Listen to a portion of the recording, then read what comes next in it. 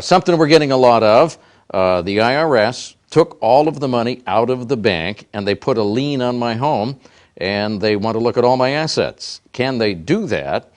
I haven't filed for over 10 years and had no idea they had so much information on my income. What should I do? Boy, that's a tough question. Yeah, this question actually alludes to a few different issues. One is this is a non-filer for 10 years. So this person needs to go out and get their returns filed. And the way they need to do that is they need to order their record of account and income transcript from the IRS. With those documents, they can prepare the returns to some extent, and at least it'll look consistent with what the IRS is expecting to see. On the income transcript, once they get that from the IRS, that's a record of the taxpayer's 1099 and W-2 income, as well as their mortgage information if they have a house as well. The record of account will show the taxpayer, which they also receive from the IRS. The record of account will show the taxpayer what years need to be filed and what credits they have for each year. Also, what's happened here is that since this taxpayer has been a non-filer for 10 years, the IRS has gone ahead and assessed a tax against this taxpayer. And that occurred one of two ways. The first way that could have occurred is that the IRS could have prepared returns for this taxpayer on their behalf. That is called an SFR. It stands for Substitute for Return. Since there's not a return on file, the IRS, under Internal Revenue Code Section 6020B, can prepare returns for the taxpayer.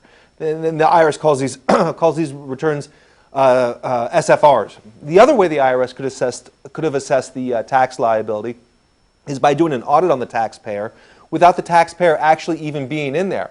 That audit occurs internally, and what the IRS will do is the IRS will summons the taxpayer's bank records, because they have those records. They summons the bank records, and they'll prepare a return based upon what they see as far as income running through the taxpayer's bank account.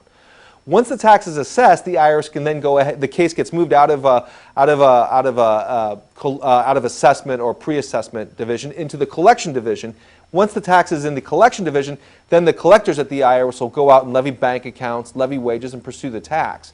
So this taxpayer needs to lower their tax liability by filing the missing returns and simultaneously deal with the collection division to stop the collection activity. And when the IRS levies a bank account, what taxpayers really need to know is that that levy only applies at the moment in time the levy is received by the bank. So if the taxpayer has, let's say, $500 in their bank account, that levy will attach to that $500. If the taxpayer puts another $1,000 in their bank account after the levy is received by the bank from the IRS, that $1,000 is available for the taxpayer to use to pay their bills.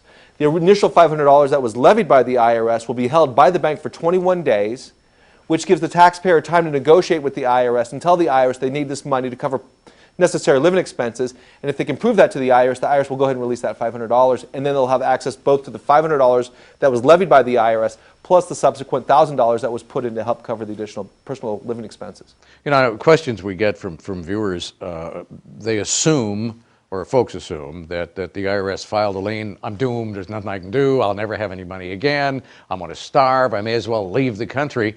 But that's not really the thing you want to do.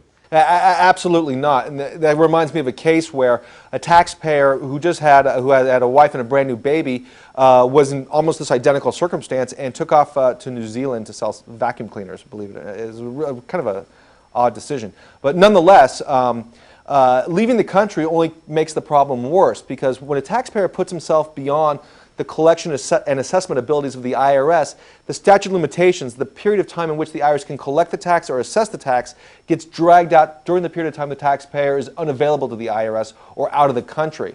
And also, that's no way to fix a tax problem. I mean, obviously the best way to fix this kind of problem, and also for the gentleman who took off to New Zealand, is to go back, file the missing returns, address the collection issues, and resolve the tax liability. And the liability can be solved in a variety of ways. I mean, the taxpayers can go on installment arrangements. They can do offers and compromises, which are settlements.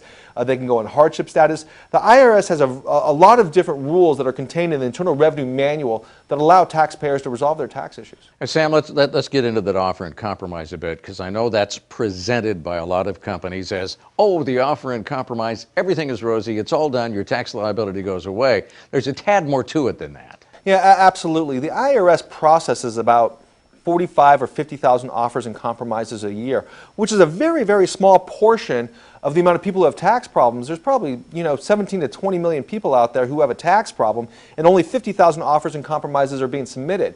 To make an offer and compromise work, the taxpayer has to make their financial circumstances fit an IRS equation or an IRS algorithm.